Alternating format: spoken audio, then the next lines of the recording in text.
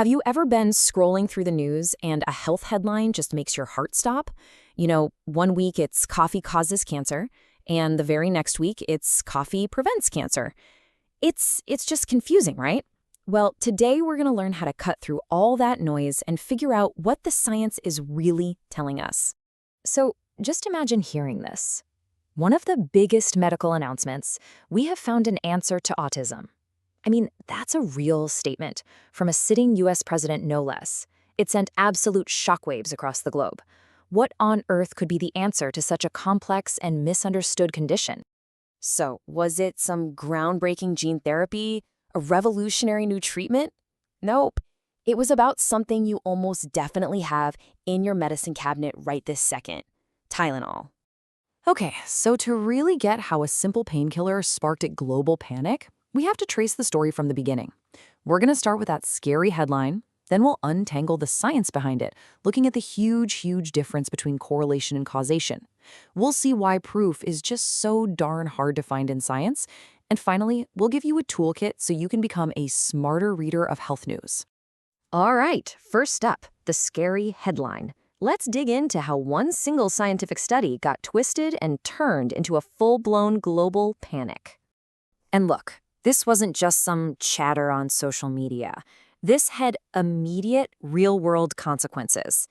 The moment this news broke, the stock for Kenvue, the company that makes Tylenol, dropped by 10%. That's billions of dollars in value just gone, wiped out by a single headline. It just goes to show you the incredible power of media fear. So, the market panicked, but what did the science behind that headline actually say? Well, this is where we find a very different story. And it all boils down to one of the most important ideas in all of science. Correlation is not causation. Okay, this right here is the heart of the entire issue. The headlines were all screaming causes. It's a powerful word, right? It implies a direct link, that one thing is absolutely responsible for the other. But the scientists, they used a much more careful word, associated. And the difference between those two words, well, it's everything. Associated just means two things were seen happening around the same time, not that one made the other happen. And hey, don't just take my word for it. The lead researcher on the study himself, Didier Prada, he came out right away to clarify. He said, and I'm quoting here, "We show that acetaminophen is associated with a higher risk, but not that it is the cause. Those are very different things." The guy who did the research was literally trying to pump the brakes on the panic, but that critical, crucial detail got totally lost in the headlines. So why are scientists so, picky about their words? Well, it usually comes down to this idea of a confounding variable. It's basically a hidden factor that can totally mislead you. The classic example is this. Ice cream sales are correlated with shark attacks. They both go up in the summer. But obviously, ice cream doesn't cause shark attacks. The confounding variable, the hidden factor, is the hot weather. So in the Tylenol case, was it the drug, or was it the high fever or nasty infection that the drug was taken for in the first place? That's the million-dollar question that the study couldn't answer. And as it turns out, this one study wasn't even the whole picture. Scientists did what's called a meta-study, which is a study of other studies to get a better look. They looked at 46 different papers on this exact topic. And the results? They were all over the place. Sure, almost 60% did find some kind of link, but a full 20% found no link at all. And get this, some even found that taking Tylenol was associated with a reduction in risk. The science was clearly this messy, ongoing debate, but you would never, ever know that from reading the headlines. This whole thing really brings up a much bigger question. If the evidence is so messy, why is it so incredibly hard to get a straight answer in science? And that brings us to the challenge of proof. It seems simple enough. Just run an experiment, right? But with human health, the best kind of study, a randomized controlled trial, is often impossible. I mean, you can't ethically tell a group of pregnant women to take a drug you think might be harmful and another group not to just to see what happens. So scientists have to get really creative, and that's where things get incredibly complicated.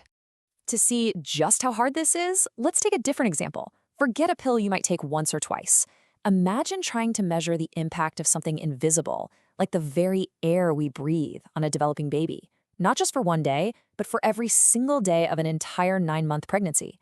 How would you even start to track something like that? Well, this is what it takes. This is what it looks like. They studied 570 newborns. They built these insanely complex pollution maps. They used something called land use regression to estimate exposure levels. They tracked when the mothers moved to a new house and even analyzed their daily routines and activity patterns. All of this painstaking work just to try and isolate that one single factor, air pollution, from the thousands of other things that can affect a pregnancy. It kind of makes you think twice about those simple headlines, doesn't it? So after all of that incredible, mind-bending work, what was the big, shocking conclusion? It wasn't some scary headline. It was this. For a subgroup of women who spent less than 2 hours a day outside, a specific increase in one type of air pollutant was associated with an estimated 102-gram reduction in their baby's birth weight.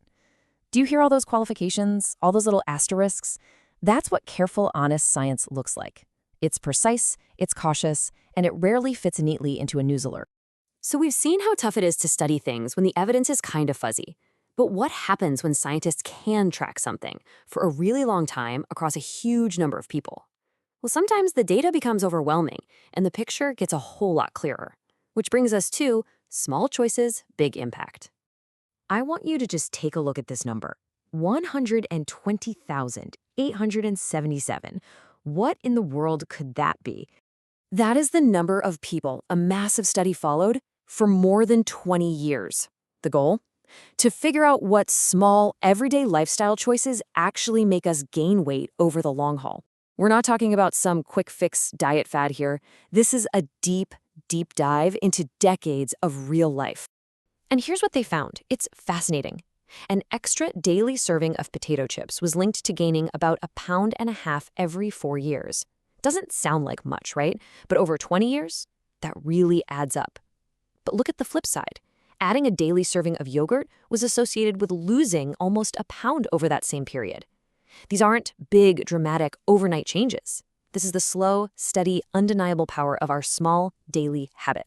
So, from the Tylenol panic to the crazy complexity of pollution research to the slow creep of potato chips, what have we actually learned? Well, it all comes together in our final section, building ourselves a toolkit for how to read health news. So next time a scary headline pops up on your phone, what can you do? It really comes down to a simple 3-step toolkit. Number 1, find the source. Click past the news article and try to find the actual scientific study.